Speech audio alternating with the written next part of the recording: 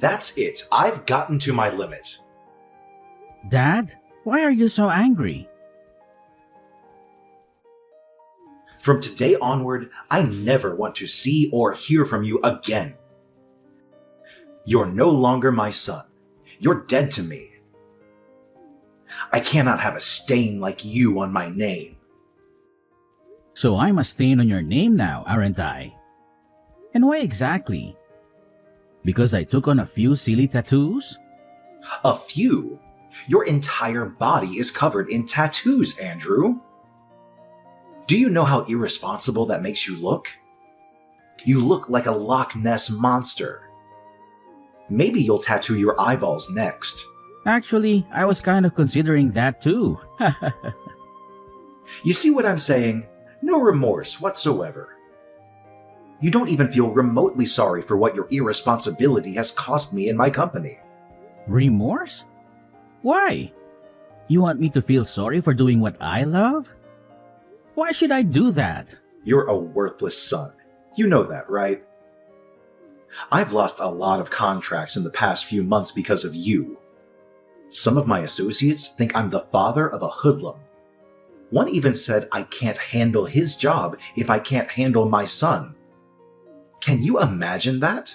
So I'm guessing you want to handle me now. Exactly. I need you out of my business and out of my life before it gets out of hand. Okay, but you remember that I was the one who helped you reel in all the contracts you currently work on, right? You lost your flair for pitch-perfect presentation years ago, Dad. You buried them all in the numerous women you brought to bed. Don't you dare talk to me like that, boy. I am your father. Are you? I thought you were disowning me just now, no? Get your story straight, Dad. I think it will interest you to know that I have another son, too. Before you start feeling yourself so much, Brandon is my well-groomed, picture-perfect son. He'll take over the company after me and do all the things you think you used to do for us. Brandon will take over the company. Do you even know how stupid that sounds? How many times had Brandon been in any of our training and meetings? Just the training, right? Brandon will get his training. How hard can that be? Look at it this way. If you can actually train yourself, Dad, then you can train Brandon because he actually took after you crazy and unstable. All right, that's enough. Andrew, this is the exact attitude I can no longer have in my house or in my company. We both know I never wanted to be involved in your company. I've always wanted to be an artist. I simply carried out my duties because I was under pressure to be the ideal heir to you. But not anymore. You do not deserve my loyalty. Especially because you're a narrow-minded person who does not accept people the way they are. You feel everybody has to fit into the mold you have created. That's not true. You know, I was proud of you in the beginning. Only because you never knew you'd have another son. You've always told me this. You kept me because you thought Brandon would never come along. You planned to usurp me even from birth. Your mother abandoned you after giving birth to you. She no longer wanted to be with me, so she left. She threw you onto a busy highway, just hoping a car would run along and crush you to shreds. That's why you have that disgusting scar on your wrist. And that should always serve as a reminder that I've been nothing but good to you. You should be grateful. You shouldn't have brought this up, Dad. You know I took my first tattoo just to cover up that scar. Do you always have to say things that hurt me? I don't care how you see it, Andrew. You're a lot of bad luck, and I just want you out of this family. Fine, I'll leave. Thank goodness. I'll send in documents for you to sign in this regard. Documents? Yes, accepting that you're no longer a part of this family. Relinquishing the family name and all whatnot. You'll no longer have access to the house or any rights to my company. Is that all?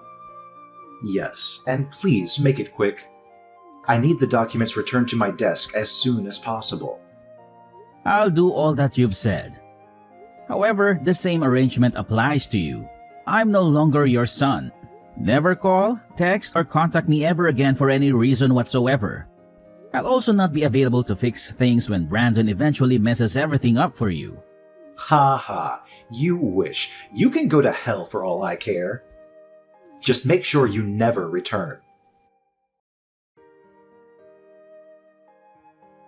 Hi bro, I need us to talk. Do you have a second to spare? Is that a question? You know I'll always have time for you. What's poppin'? Mr. Ingram disowned me. Mr. Ingram? Your dad? He's not that anymore, huh? Told you I sensed that coming. You shouldn't have gotten those tattoos he expressed he didn't want you to get. But these tattoos are me. They are art on my skin. My own personal means of self-expression. No one has the right to tell me how to feel about it. I agree, but look at it now. You've lost your place in the Ingram Empire, all because of your stubbornness. You could have at least waited until your family inherited the business before you unleashed your tattoo spree. Don't you think? In a way, I am happy things happened when they did because I never really wanted to be a part of the company in the first place. Attending board meetings, nerve-wracking brainstorming, and having to act all nice to people I genuinely hate.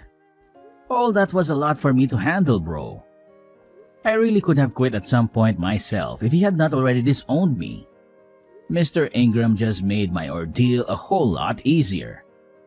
It's the way you say Mr. Ingram, as if he was never your father. Was he though? You're very rock-headed. You know that, right? Yeah, I agree. Enough about that silly man already. So what's the plan? I just need a place to crash for the night. You know, you didn't really have to text me. You could have just come straight to my place. I honestly didn't want to be a bother. You can never bother me. You're my bro. Or have you disowned me too? You joke about everything. I'm sorry. Just pull up at the crib.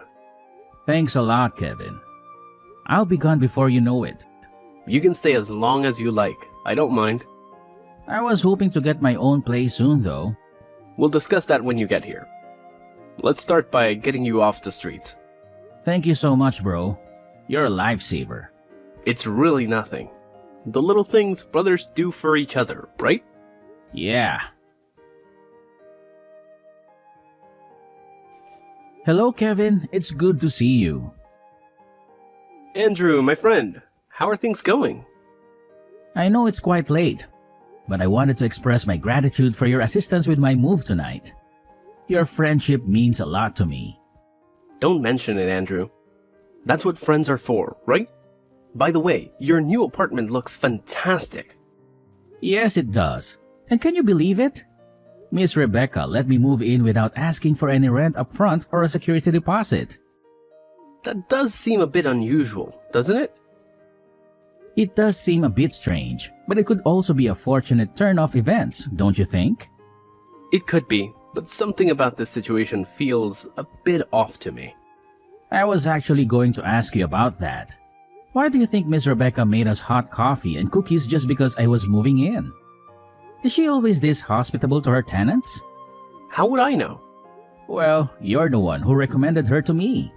All I can tell you is that she's a kind woman, and she treated me well when I was dating her daughter.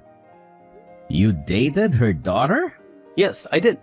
And when I was in a tough spot, she let me stay in one of her apartments. So you're saying she can be a bit overbearing at times? I wouldn't necessarily call her overbearing. But she joined us when we were watching the games. That seemed a bit intrusive to me. Well, you could have asked her to leave if you felt uncomfortable. I didn't want to appear ungrateful. I understand where you're coming from.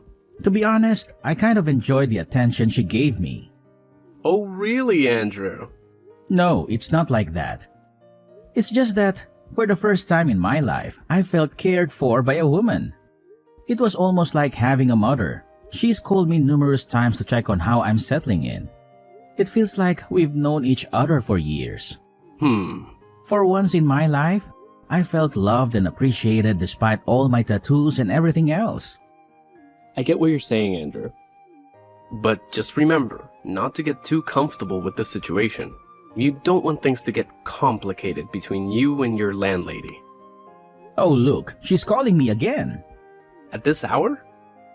Do you think she might need something from you? I'm not sure. All I know is that every game has an end. Let's just hope it's not what we're thinking. Yes, let's hope so. Hello, Andrew, my dear. There's something I've been wanting to show you for quite some time now. Here, take a look at this picture. What exactly am I looking at here? Andrew, please don't play coy with me. You're not oblivious to the signals I've been sending your way. Signals? What are you talking about?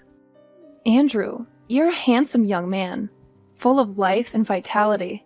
Don't pretend as if you're unaware of the implications of my actions. I'm sorry, Miss Rebecca, but I must clarify that our relationship is strictly professional. You're my landlady and nothing more. Furthermore, there's a significant age difference between us. I can't reciprocate your feelings. I apologize if this disappoints you. Andrew, listen to me. I'm offering you numerous benefits in exchange for a small compromise on your part. Surely you've been in similar situations with other women before, so this shouldn't be an unfamiliar territory for you. Just consider it for my sake. In return, you won't have to worry about paying rent for as long as you live here. Miss Rebecca, I never claimed that I was unable to pay the rent. In fact, I'm transferring the money to you right now. Andrew, I genuinely like you. I don't want to cause any inconvenience for you. This is the only time I'll bring up this topic, and I promise not to bother you about it again. I appreciate your feelings, Miss Rebecca, but I simply can't comply with your request. I apologize. That's all right, Andrew. Take some time to think it over. But remember this, sooner or later, you'll find yourself agreeing to my proposal. Just wait and see. Hello, Andrew. I hope you're doing well. Miss Rebecca, what do you want from me this time? You've been calling me nonstop. I don't want anything from you, Andrew. I just felt the need to apologize to you for my inappropriate behavior. Apologize? For what? For the way I acted earlier. I realize now that it was wrong of me to make advances on you. It's all right, Miss Rebecca. I'm not angry with you.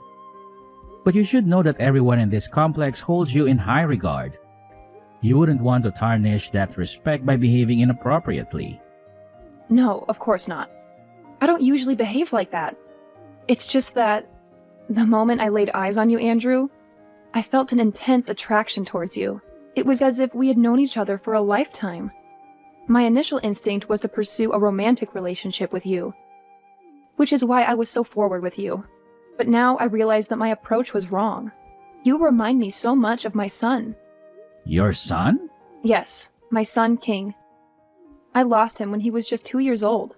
I had to leave his father because I feared for my life.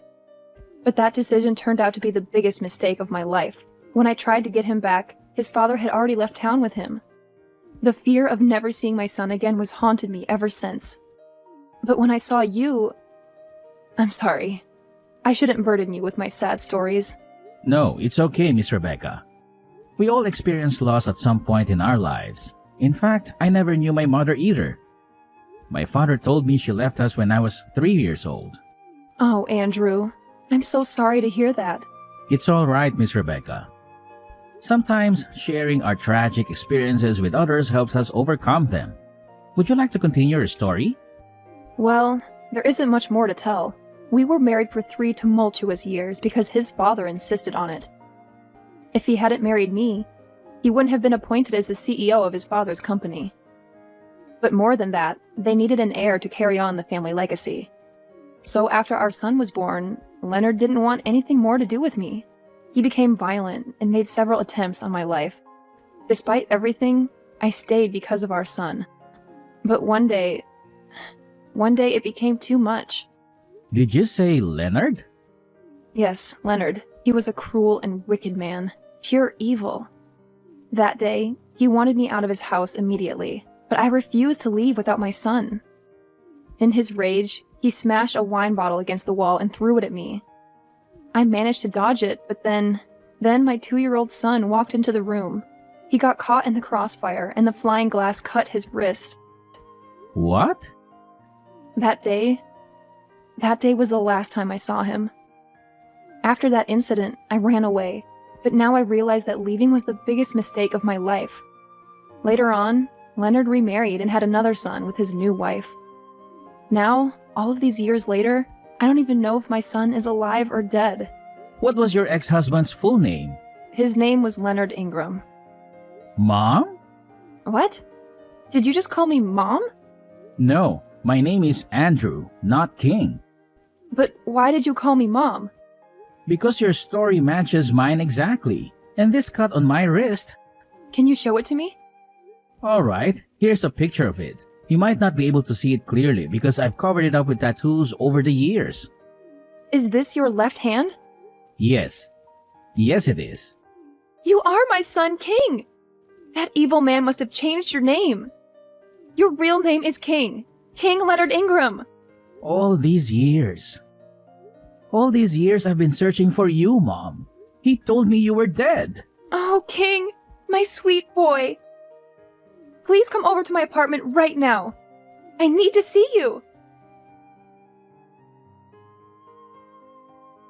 Come back home, Andrew. I need you. Excuse me? Who is this? And how did you get my number? How can you not know who I am? I'm your father, boy, and don't play dumb with me. I know you've been keeping tabs on me. Correction. I'm no longer a boy. I'm a grown man now. And secondly, I don't have a father, so I don't know who this is. And thirdly, I haven't been keeping tabs on you. You're just too famous for your own good. Enough with this nonsense. I want you to come back home right now. You're the only one who can save the company. You don't have any right to command me in that matter, Mr. Ingram. Especially not after you threw me away like trash. I blocked your number before, and I'll do it again right now. Because I do not want to have anything at all to do with a barbaric abuser like yourself. I would watch how you speak to me if I were you. You owe me everything, Andrew. Everything. But you're not me. And that's the amazing part. And no, I don't owe you anything, Mr. Ingram. As a matter of fact, you owe me an apology for all the years of pain and suffering you caused me.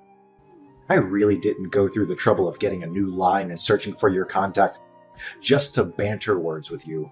Just come home and fix things. The company is on the verge of collapse, and you're the only one who can turn things around. Face your wrath? What can you even do? I heard you're old and sickly now. If I begin to run, you cannot even chase me. Of what good are you then? So you've been keeping tabs on me. You're still a celebrity.